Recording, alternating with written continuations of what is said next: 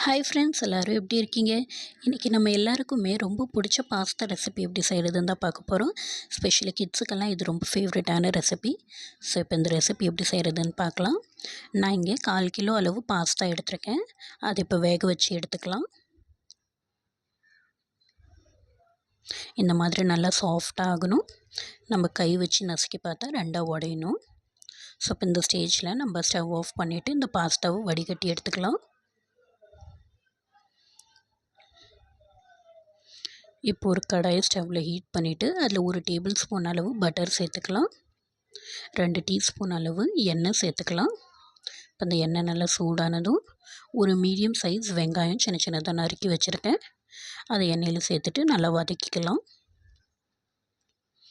கூடவே 4 பல் பூண்டு சின்ன சின்னதாக சாப் பண்ணி வச்சுருக்கேன், அதையும் சேர்த்துக்கலாம்.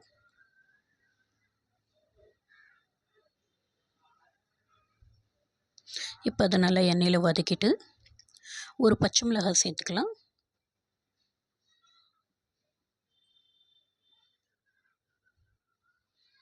இது எல்லாத்தையும் நல்லா எண்ணெயில் வதக்கிக்கலாம். நான் இங்கே ஒரு பெரிய சைஸ் தக்காளி சின்ன சின்னதாக நறுக்கி வச்சுருக்கேன், அதை எண்ணெயில் சேர்த்துட்டு வதக்கிக்கிறேன். நீங்கள் மீடியம் சைஸ் தக்காளி எப்படி ஆட் பண்ணுறீங்கன்னா 2 தக்காளி ஆட் பண்ணிக்கலாம்.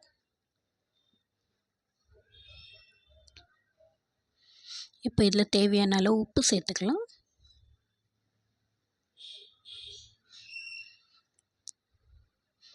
அதை நல்லா மிக்ஸ் பண்ணி விட்டுட்டு இந்த கடாயை லிட் போட்டு மூடி வச்சு தக்காளி நல்லா வேகிற வரை அதை மூடி வச்சு வேக வச்சு எடுத்துக்கணும்.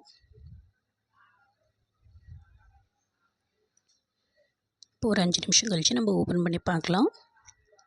இப்போ இந்த தக்காளி நல்லா வெந்திருக்குது. இந்த கரண்டி வச்சு நல்லா அதை மசிச்சு விட்டுக்கலாம் தக்காளியை. இப்போ இந்த ஸ்டேஜில் நான் இங்கே 1 டேபிள் ஸ்பூன் அளவு ரெட் சில்லி சாஸ் சேர்க்குறேன். 1 டேபிள் ஸ்பூன் அளவு சோயா சாஸ்.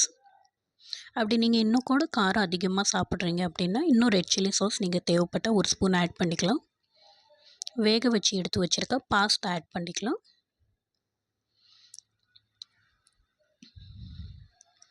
இப்போ இந்த மசாலா நல்லா ஈவனாக பாஸ்தாவில் படுற மாதிரி ஃபுல்லாக அதை மிக்ஸ் பண்ணி விட்டுக்கணும்.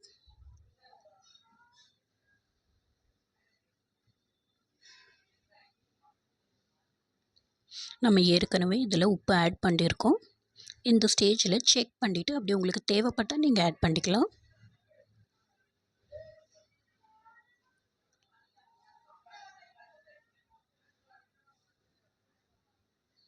இப்போ அதை நல்லா மிக்ஸ் பண்ணி விட்டுட்டு லாஸ்ட்டாக நம்ம இதில் கொஞ்சம் பாஸ்தா மசாலா ஆட் பண்ண போகிறோம். நான் இங்கே 5 ரூபா பேக்கெட் ஒரு பேக்கெட் ஃபுல்லாக இதில் ஆட் பண்ணுறேன்.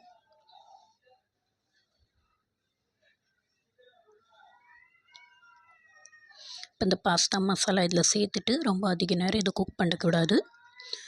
இதை ஃபுல்லாக நல்லா மிக்ஸ் பண்ணி விட்டுட்டு 2 நிமிஷம் ஸ்டவ்வில் வச்சு நம்ம ஸ்டவ் ஆஃப் பண்ணிக்க போகிறோம்.